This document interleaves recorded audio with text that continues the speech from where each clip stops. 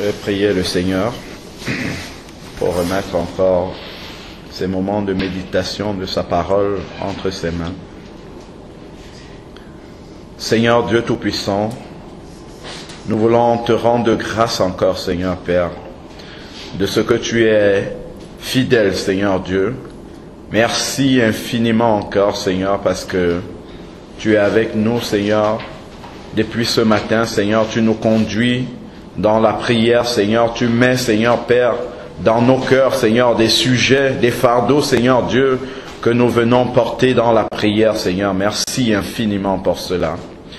Éternel, nous nous sommes adressés à toi, Seigneur Père, et nous savons qu'entre un époux et son épouse, Seigneur Dieu, c'est le dialogue.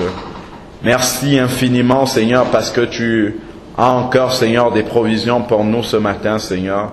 Merci pour ta parole, Seigneur Dieu, que tu nous as laissée, Seigneur. Tu nous as dit que cette parole-là est esprit et vie, Seigneur Dieu Tout-Puissant.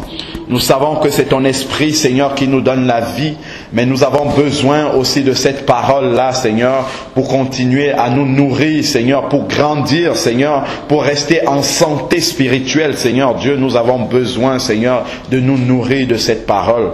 Père, nous te prions maintenant, Seigneur, de venir bénir encore la méditation de cette parole.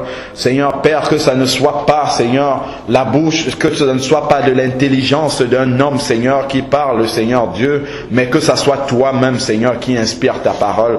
Parce que toi, tu connais mieux que quiconque, Seigneur, les besoins de nos cœurs. Ce que nous avons, Seigneur, nous devons entendre, Seigneur, Père, c'est toi qui le fais.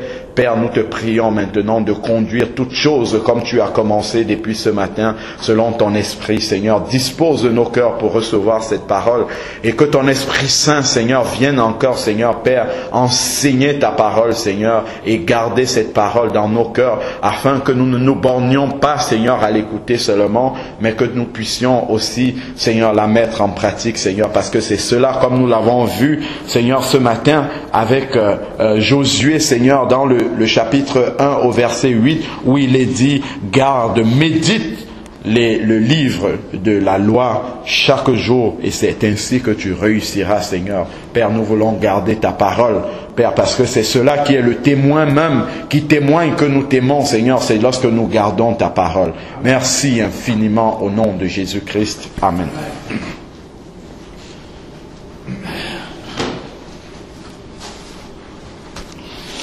Avant de commencer la méditation de la parole, je vais simplement encore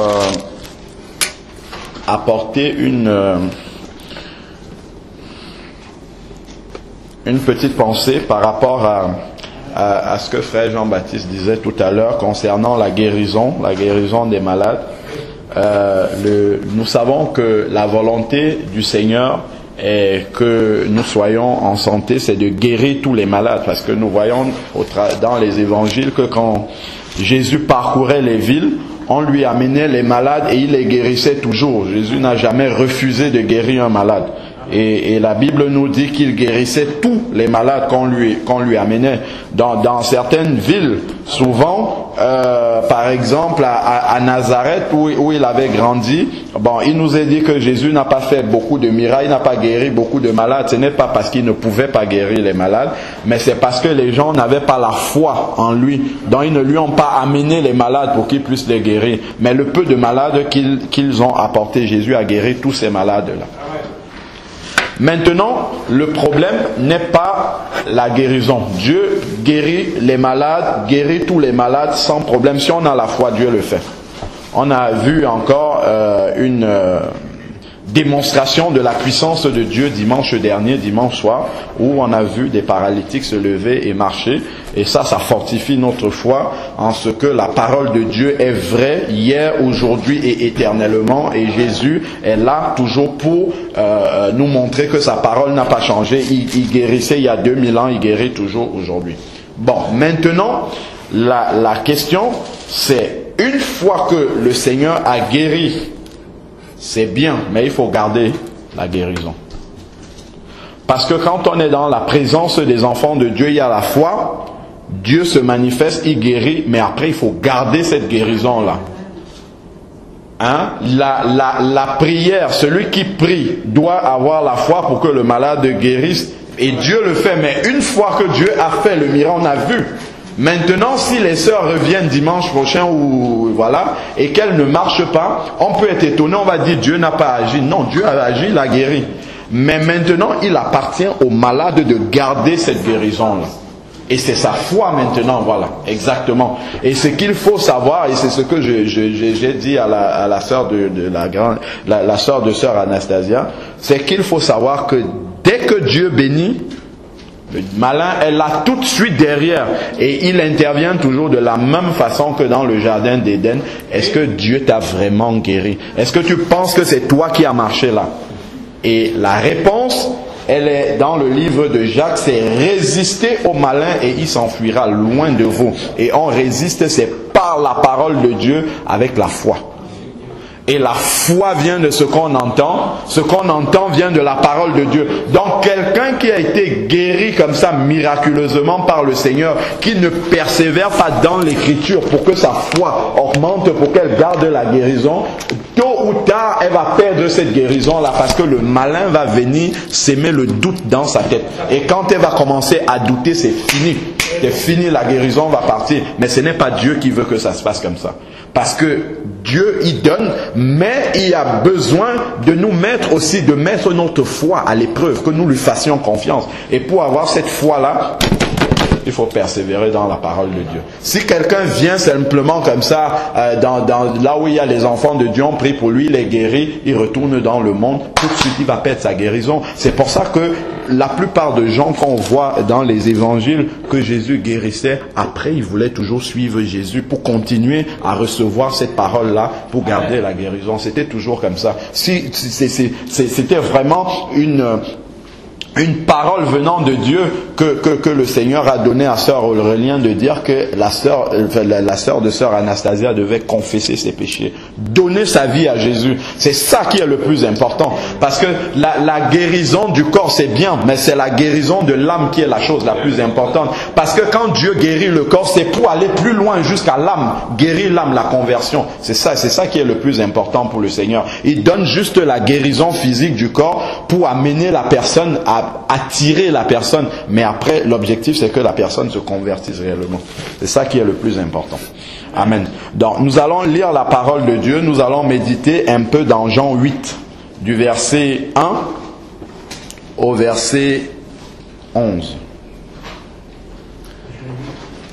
Jean 8, du verset 1 au verset 11. C'est sur la femme adultère. Je vais lire une première fois et après nous allons méditer le passage.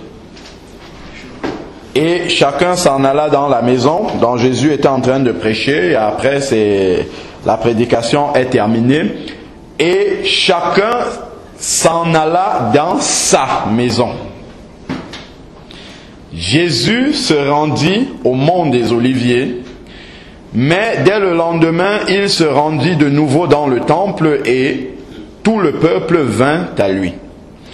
Il s'assit et les enseignait. Alors les scribes et les pharisiens amenèrent une femme surprise en adultère, la plaça au milieu et disent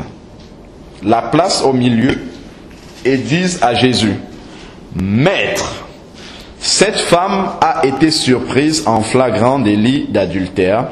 Moïse, dans la loi, nous a prescrit de lapider de telles femmes. Toi donc, que dis-tu »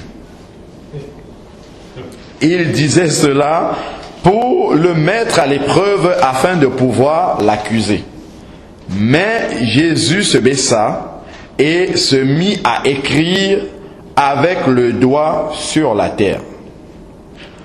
Comme il persistait à le questionner, il se redressa et leur dit, « Que celui de vous qui est sans péché lui jette le premier la pierre. » De nouveau, il se baissa et se mit à écrire sur la terre. Quand ils entendirent cela, accusés par leur conscience, ils se retirèrent un à un, à commencer par les plus âgés et jusqu'au dernier. Et Jésus resta seul avec la femme qui allait au-delà et qui était au milieu, là au milieu. Alors Jésus se redressa et lui dit, « Femme, où sont tes accusateurs? Personne ne t'a condamné? » Elle répondit, « Personne, Seigneur. » Et Jésus lui dit, « Moi non plus, je ne te condamne pas. Va et désormais ne pêche plus. » Amen. Amen.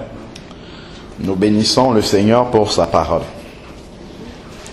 Alors ici, nous avons encore un texte qui nous montre la sagesse avec laquelle le Seigneur agissait. Et il y a plusieurs messages que l'on peut comprendre et tirer dans ce passage. On va essayer de méditer verset par verset pour vraiment essayer de comprendre par l'Esprit ce que le Seigneur nous véhicule comme message au travers de ce passage. Et chacun s'en alla dans sa maison. Jésus se rendit au mont des Oliviers. Donc Jésus prêche au milieu des gens et à la fin les gens rentrent chez eux et Jésus lui il va au mont des Oliviers. Déjà on peut voir que il y a un passage qui nous dit que le Fils de l'homme n'a pas où se poser la tête. Donc les gens ils vont dans leur maison et on voit que visiblement Jésus n'a pas, bon en tout cas il ne va pas dans un lieu pour se reposer, mais il va au mont des Oliviers. Et nous savons tous que lorsque le Seigneur se retirait dans la montagne, généralement c'était pour prier. Il se mettait à l'écart pour pouvoir entrer dans la communion intime avec son Père et recevoir du Père tout ce dont il avait besoin, les paroles qu'il allait prononcer, la puissance dont il avait besoin pour accomplir fidèlement son ministère. C'est à l'écart que Jésus la recevait. Et c'est une leçon également pour nous. Je vais continuer au verset 2. Mais dès le matin, donc il s'est retiré, mais dès le matin, il se rendit de nouveau au temple et tout le peuple vint à lui. Il s'assit et les enseignait. Donc nous voyons que alors que les gens se retirent pour retourner chez eux, pour vaquer à leurs occupations, mais Jésus, lui, n'était pas, il n'était pas préoccupé comme la foule, préoccupé par les choses de la vie de tous les jours. Lui, il était centré, concentré sur son ministère, concentré sur la mission qu'il avait de venir et d'apporter l'enseignement au peuple. Donc Jésus s'est mis à part. Donc c'est ce que nous aussi, qui sommes des enfants de Dieu, nous devons comprendre, parce que quand le Seigneur nous sauve, il appelle chacun de nous à un ministère. Il n'y a personne qui est au chômage dans l'œuvre du Seigneur. Chacun a un ministère, chacun a quelque chose à faire pour le Seigneur. Et Jésus est le modèle par excellence dans la Bible que nous devons suivre. Et nous voyons que pour que Jésus ait la puissance, la capacité de tenir dans les journées qu'il avait, il allait de ville en ville où il enseignait, il guérissait les malades. Il avait un programme, on va dire, surchargé, surbooké, comme on dit maintenant. Il avait tellement, sa journée était pleine, il avait beaucoup de choses à faire dans la journée. Mais pour faire fidèlement ce qu'il devait faire, il fallait qu'il passe du temps dans la présence de Dieu. Il fallait qu'il soit dans la communion intime avec le Seigneur. Et c'est de cela que nous aussi, nous les enfants de Dieu, si nous voulons faire le travail du Seigneur, nous devons passer d'abord du temps au pied du Seigneur pour recevoir vraiment. C'est dans la présence de Dieu qu'il se révèle réellement et qu'il dispose toutes choses pour que nous allons faire le travail correctement. Si nous nous levons seulement comme ça de notre lit pour aller faire le travail de Dieu, c'est sûr qu'on va le faire avec notre intelligence, on va le faire avec la sagesse humaine, et ça ne va jamais marcher, parce que nous avons besoin de la sagesse de Dieu. Et Jésus avait compris cela, et c'est ce qu'il mettait en application. Il se mettait toujours à l'écart pour préparer ces journées-là dans la présence du Seigneur. Verset 3. Alors les scribes et les pharisiens amenaient une femme surprise en adultère. Bon, voilà les scribes et les pharisiens qui viennent, et on voit quelles sont leurs intentions. Ils voulaient piéger Jésus. La place au milieu et disent à Jésus. Donc ils viennent en accusation, ils viennent pour accuser la femme. Ils mettent la femme au milieu, voilà, c'est elle. Cette femme a été surprise en flagrant délit d'adultère. Donc on a surpris la femme en train de commettre le péché. Elle a été prise la main dans le sac, comme on dit. Moïse, dans la loi, nous a prescrit de lapider de telles femmes. Toi donc, que dis-tu? Bon, c'était un piège, parce que en fait, les Juifs avaient vu que la manière dont Jésus expliquait les Écritures avait l'air d'aller à l'encontre de ce qu'ils avaient appris dans la loi de Moïse. Donc ils voulaient tendre un piège comme ça à Jésus pour que Jésus,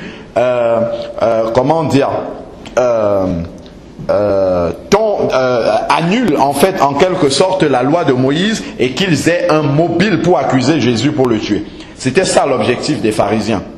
Et ça, nous pouvons voir encore que dans la vie de tous les jours, nous qui sommes des enfants de Dieu, il y a ce type de piège-là qui existe. Quand les païens savent que nous sommes des chrétiens, ils vont souvent, soit eux directement, soit ils vont être simplement utilisés par le malin, hein, comme les pharisiens, utilisés par le malin pour nous tendre des pièges.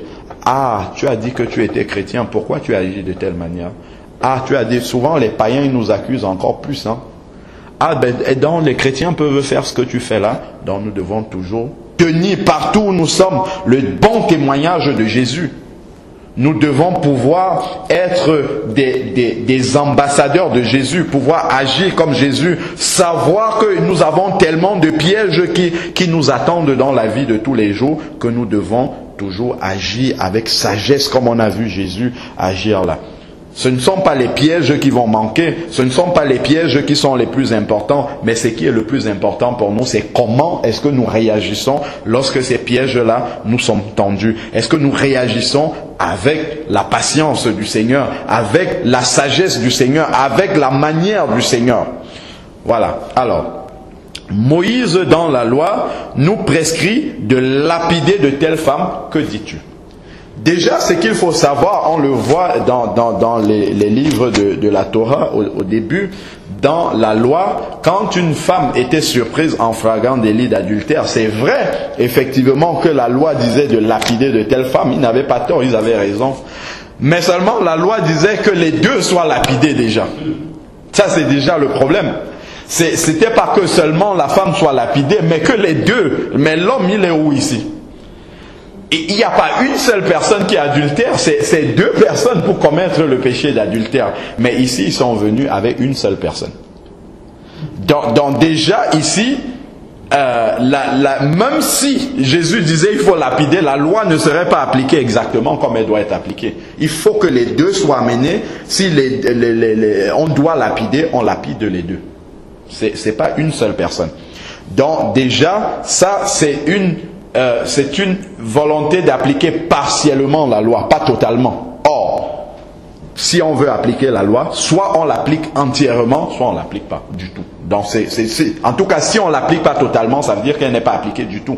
Je crois que c'est dans Galates ou dans Jacques où il nous est dit, si nous n'appliquons pas la totalité de la loi, si nous tombons dans un seul commandement de la loi, c'est comme si nous n'avions appliqué aucun. Donc c'est toujours en totalité, soit tout, soit rien. Voilà. Donc, et ceci aussi, alors, nous continuons, voilà. Et toi, que dis-tu? Il disait cela pour mettre, on est au verset 6, pour le mettre à l'épreuve afin de pouvoir l'accuser. Mais Jésus se baissa et se mit à écrire avec des doigts sur la terre. Bon, nous ne savons pas ce que Jésus écrivait sur la terre, mais déjà ici, c'est un enseignement que nous avons. Lorsque nous sommes dans une difficulté, lorsque on nous pose vraiment une colle, comme on dit maintenant, c'est-à-dire que les gens savent que nous sommes chrétiens, ils essayent de nous piéger. Est-ce que ton Dieu, s'il existait, il a fait ça? Est-ce que la réaction à avoir, Jésus nous enseigne ici, Jésus se met à écrire. Ça ne veut pas dire que si on nous pose des questions, on doit commencer à écrire. Mais dans l'attitude de Jésus, il y a un fruit de l'esprit. En fait, dans Galates 5, 22, il nous est parlé des fruits de l'esprit. Quand quelqu'un nous pose une question comme ça qui semble difficile, au lieu de tout de suite se précipiter, essayer de donner la réponse et de faire comme Jésus, c'est de prendre le temps. Ici, là, Jésus a manifesté déjà, c'est la maîtrise de soi. Il s'est maîtrisé, il ne sait pas.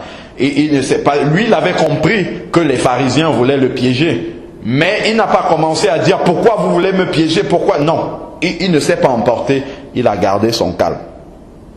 Et la patience également. La patience, il était patient. Il sait que dans la situation où il est, le Père va lui donner une parole qui convient à cette circonstance précise-là. Donc il faisait confiance au Père. Et quand il écrivait au sol, il était en connexion avec le Père directement pour recevoir la parole qu'il faut. Parce que c'est vrai que souvent, même dans nos conversations avec les païens ou avec des chrétiens qui ont une autre interprétation de la parole de Dieu, souvent on est très excité parce qu'on veut avoir raison, ainsi de suite. Mais souvent, il faut rester posé, il faut rester prier même intérieurement. Et quand nous le faisons, à ce moment-là, nous recevons les paroles, des vraies paroles de sagesse qui viennent de Dieu. Et lorsque nous prononçons un mot, le Seigneur a dit, ne préméditez même pas les paroles que vous allez leur donner, mais à l'instant même, je mettrai sur votre bouche des paroles pour que vous les donniez. Et c'est ce que Jésus a fait ici. Il a gardé son calme. Il a manifesté le fruit de l'esprit, de la tempérance et de la patience. Ce que nous devons également faire. Alors, ils ont insisté, ils ont continué. C'est comme ça que souvent le diable fait. Le diable ne vient pas juste simplement pour voir comment on réagit, il va jusqu'au bout. Il nous pousse à bout. Comme il persistait à le questionner, il se redressa et dit, voilà, maintenant le Seigneur va réagir, il a reçu dans la communion avec le Père ce qu'il devait dire et il va le dire maintenant. Que de vous, que celui de vous qui est sans péché lui jette la première pierre. Dans la parole de Jésus, il y a une sagesse hautement plus infinie que celle que les pharisiens venaient. Ils venaient avec un piège, mais là ils sont pris à leur propre piège, comme on pourrait dire. Que celui qui n'a jamais péché prenne la première pierre. Ici, c'est pour nous dire que celui qui est capable de condamner véritablement par l'application de la loi, c'est quelqu'un qui est totalement sans péché. C'est quelqu'un qui est saint. Donc seul Dieu peut condamner. Aucun être humain n'est habilité à condamner. C'est ce que Jésus veut dire ici. Parce que souvent, même dans les assemblées, on indexe à tel frère, il est dans le péché, celui-là. C'est bien, il faut le faire. Mais il faut le faire avec sagesse. Il faut inviter l'autre à la repentance. Il ne faut pas le condamner. Parce que personne n'est meilleur. C'est d'ailleurs ce qu'on voit là. Personne n'est meilleur. Il n'y a aucun juste. On le voit, c'est dans Romains 3, 23. Il n'y a aucun juste, pas même un seul. C'est ce que Jésus commençait à montrer aux pharisiens ici. Que celui qui est sans péché jette la première pierre. Donc si nous voulons vraiment condamner par la loi, il faut que nous soyons nous-mêmes saints. Il faut que nous-mêmes nous ayons accompli chaque jour de notre vie, depuis notre naissance, les 613 commandements de la loi. Ce qu'aucun homme n'a jamais accompli. Ce qu'aucun homme n'a jamais accompli. Parce que souvent, Et ici aussi, le texte nous met dans une situation que nous vivons régulièrement. Souvent, nous pensons que quand quelqu'un, lui, son péché est visible, alors cette personne-là, elle est plus coupable que nous, dont le péché ne se voit pas. Parce que quand nous accusons l'autre, ça nous permet de masquer nous-mêmes notre propre péché, notre propre vie. Parce que c'est l'autre qui est maintenant là. C'est lui qui est devant, que tout le monde peut voir son péché. Tout le monde peut dire, oui, lui, il est dans le péché. Mais ceux qui sont en train d'accuser celui dont le péché est visible, ils ont eux-mêmes leur péché qu'ils essayent de cacher. Et nous sommes tous concernés par cela. Souvent, quand nous écoutons une prédication, nous savons qu'elle s'adresse à telle personne. Nous sommes soulagés, nous sommes contents, ça parle à lui. Mais nous, entre-temps, nous-mêmes, nous avons les nôtres. Nous-mêmes prédicateurs en premier d'abord, parce que quand on prêche un message, ça s'adresse d'abord à nous. Et ça, c'est aucun homme n'est à l'abri de cela. Ça s'est imprimé même dans le cœur de l'homme. C'est ce que la manière dont les pharisiens ont agi, c'est directement dans les gènes même de l'homme d'agir comme ça, de montrer ce que l'autre a de plus. C'est ce que Jésus disait avant de regarder la paille qui est dans l'œil de ton frère, regarde d'abord la poutre qui est dans la tienne. Parce que justement, quand un autre est accusé, quand un autre est mis au devant de la scène, ça nous permet de cacher nous-mêmes notre propre misère, notre propre péché. Et c'est ce que les pharisiens faisaient. Et ça doit être une leçon pour nous. Lorsque nous disons à un frère, à une sœur, il y a ça que tu fais qui n'est pas bien, le Seigneur n'aime pas. Faut pas que ça soit dans un esprit de condamnation. Toi tu es mauvais, pourquoi tu fais cela? Toi tu es mauvais devant le Seigneur. Nous sommes pires encore, parce qu'il n'y a aucun juste. Aucun. Faut que nous puissions le dire toujours dans l'amour. Vous avez vu les pharisiens, les scribes, ils ne venaient pas avec cette femme-là dans l'amour, pas du tout, ils venaient pour la lapider, ce n'était pas du tout pour exprimer un sentiment de compassion. Ce n'était pas dans la compassion qu'ils venaient, ils venaient non seulement pour condamner la femme, mais Jésus avec les deux en même temps. Amen. Vous voyez? Donc ça, ce sont des textes qui doivent nous faire prendre du recul lorsque nous voulons dire à quelqu'un qu'il n'est pas, ça ne veut pas dire que nous ne devons pas dire aux gens qu'ils ne sont pas, ils ne sont pas en règle avec le Seigneur. C'est pas ça, mais c'est dans l'attitude que nous avons, dans la manière de le dire, dans la solution qu'on donne. Parce que en fait, quand on vient montrer à quelqu'un qu'il n'est pas dans le droit chemin avec le Seigneur, c'est parce qu'il y a toujours une solution. Il faut venir avec la solution. Il faut non seulement, c'est pour ça que la parole de Dieu nous dit le salaire du péché c'est la mort. Mais le verset ne s'arrête pas là. Le verset continue, mais le don gratuit. Vous voyez, c'est-à-dire qu'on pose le problème, mais il y a la solution. Mais si on vient nous seulement condamner sans solution, c'est ce que les pharisiens ont fait. Ils viennent, ils condamnent, mais ils ne donnent pas de solution. Leur solution, elle est là, c'est la mort, c'est la lapidation, c'est la fin. Ils ne viennent pas avec une solution de compassion. Et c'est ça que nous devons éviter. Nous devons pouvoir réagir comme Jésus. Jésus n'a pas dit non, elle n'a pas péché, non, elle n'a pas été surprise en flagrant d'adultère. Jésus n'a pas pris le côté de défendre la femme en disant qu'elle n'a pas fait la chose. C'est pas ça, mais c'est la compassion qu'il a exprimée.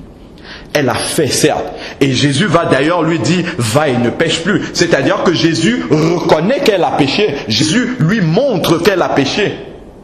Mais dans l'attitude avec laquelle il va agir envers la femme, c'est la compassion, la miséricorde surtout. Le terme miséricorde, même on dit souvent Dieu est miséricordieux, la miséricorde de Dieu, ça veut dire, miséricorde, ça veut dire ne pas donner à quelqu'un la punition qu'elle mérite à cause de sa faute.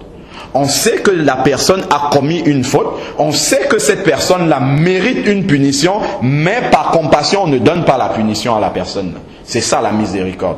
Et c'est ce que Jésus enseignait aux pharisiens ici. Il ne dit pas que la femme n'a pas péché, elle a péché, mais il y a la manière, il y a toujours la solution de sortir de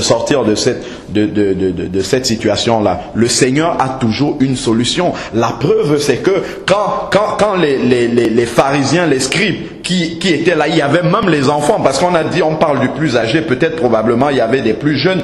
Ils se sont retirés un à un, accusés par leur conscience. Jésus les a... En fait, ils sont venus avec la sagesse humaine, mais Jésus a agi avec la sagesse de Dieu en les déshabillant. Ils avaient leurs habits, mais ils étaient totalement déshabillés dans l'esprit, parce que Jésus leur montrait, vous-même, il y a derrière, sous vos vêtements, les vêtements de votre cœur, il y a pire que la femme. Il y a pire que ce que la femme a fait. C'est pas parce qu'on ne les voit pas, parce que vous couvrez avec la loi en disant, voici ce que la loi dit, mais vous avez pire en dessous. Et ils l'ont reconnu. Ça c'est ce qui est impressionnant dans le texte. C'est que Jésus les a mis dans une situation où ils ont reconnu par leur conscience. Parce que Jésus met en chacun de nous cette conscience-là pour que nous réalisons notre état de péché, que nous réalisons dans quel état nous sommes vis-à-vis du Seigneur. Et que le péché de l'autre ne soit pas une excuse pour nous, parce que nous ne sommes pas surpris en flagrant délit. Alors, de nouveau, il se baissa au verset 8 et se mit à écrire sur la terre. Quand ils entendirent cela, voilà, accusés par leur conscience, ils se retiraient un à un. Accusés par leur conscience, ils se retiraient un à un. Quand ils ont réalisé dans quel état eux-mêmes étaient, qui n'a jamais péché? Il n'y a aucun juste. Quand on le dit, tout le monde reconnaît dans la rue, les chrétiens, les non-chrétiens. Nous savons tous que personne ne peut être sauvé si ce n'est par la grâce de Dieu. Personne, aucun ne peut satisfaire à la justice de Dieu si Dieu ne nous accorde son pardon, si Dieu ne nous accorde sa grâce. Et Jésus resta seul avec la femme qui était au milieu. Alors Jésus se redressa et lui dit, où sont tes accusateurs? Là, c'est déjà une préfigure de la croix de Jésus, de l'œuvre de la croix, de ce que Jésus va manifester à la croix. Jésus reste seul à seul avec le pécheur. La pécheresse en l'occurrence ici. Jésus est seul avec le pécheur et il lui dit, où sont tes accusateurs? Ça c'est déjà une image que la Bible nous donne de ce que Jésus allait accomplir à la croix. C'est-à-dire que par son sacrifice à la croix, il serait capable d'affranchir le pécheur. Il serait capable de pardonner au pécheur. Vous voyez, par cette situation-là, par la manière d'agir de Jésus, il pardonne à la femme sans dire « je te pardonne ». Il montre qu'il a cette capacité-là de pardonner à la femme sans pour autant blesser les pharisiens qui étaient là. Sans pour autant leur dire « laissez-moi tomber la loi de Moïse, moi je vous dis ça ». Non, il leur montre par la sagesse de Dieu qu'il est capable de pardonner le péché. 5 minutes et puis on va finir. Où sont tes accusateurs? C'est comme la parole de Dieu va nous dire dans 1 Corinthiens 15 au verset 51, mais où est ton aiguillon?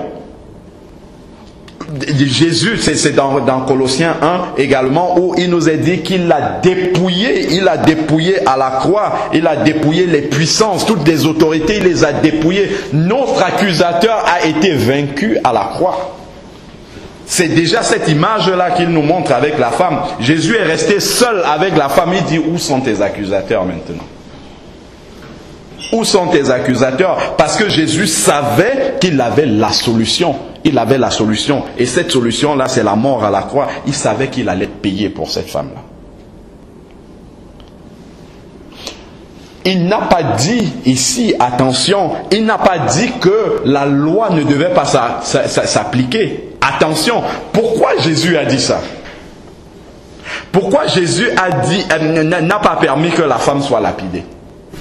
Parce qu'il savait que lui, il allait être lapidé pour elle. Amen.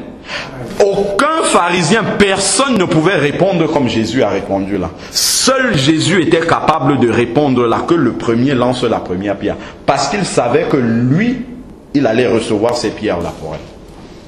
Il le savait, c'est pour ça qu'il pouvait le dire. Il pouvait lui dire, va, vas-y. Parce que moi, la punition qu'on devait te donner aujourd'hui, là, moi, je vais la recevoir. Mais la femme n'était pas un disciple de Jésus pour que Jésus lui dise ça directement, que moi je vais payer pour toi. C'est après là qu'on voit que Jésus a expliqué à ses disciples quel était le but de sa mission. Mais lui, il savait qu'il allait payer pour la femme. C'est pour ça qu'il lui a dit, vas-y, va, mais ne pêche plus. Moi, je serai lapidé à ta place. Après, ça c'est le message qu'on peut comprendre là-dedans. C'était déjà une préfigure de ce que Jésus peut pardonner les péchés. Peut pardonner les péchés au travers de la punition qu'il allait recevoir à la croix. La lapidation, en l'occurrence, que la femme méritait ici, Jésus l'a reçue lorsqu'il a été à la croix pour elle. Donc, il pouvait acquitter la femme, il pouvait lui dire, va et ne pêche plus. Alors, verset 11, elle répondit, personne, Seigneur. Et Jésus lui dit, moi non plus, je ne te condamne pas, va et désormais ne pêche plus. Donc, on voit bien dans l'expression que Jésus utilise, ne pêche plus, ça veut dire que Jésus a reconnu qu'elle avait péché. Il n'a pas dit, tu n'as pas péché. Il a reconnu qu'elle avait péché. Et il lui dit, ne pêche plus, parce que la femme était effectivement dans le péché. Mais c'est la solution de la miséricorde que Jésus a mis en application plutôt que la solution de regarder qu'est-ce qui est écrit dans la loi, est-ce que ça tape, on applique directement comme ça.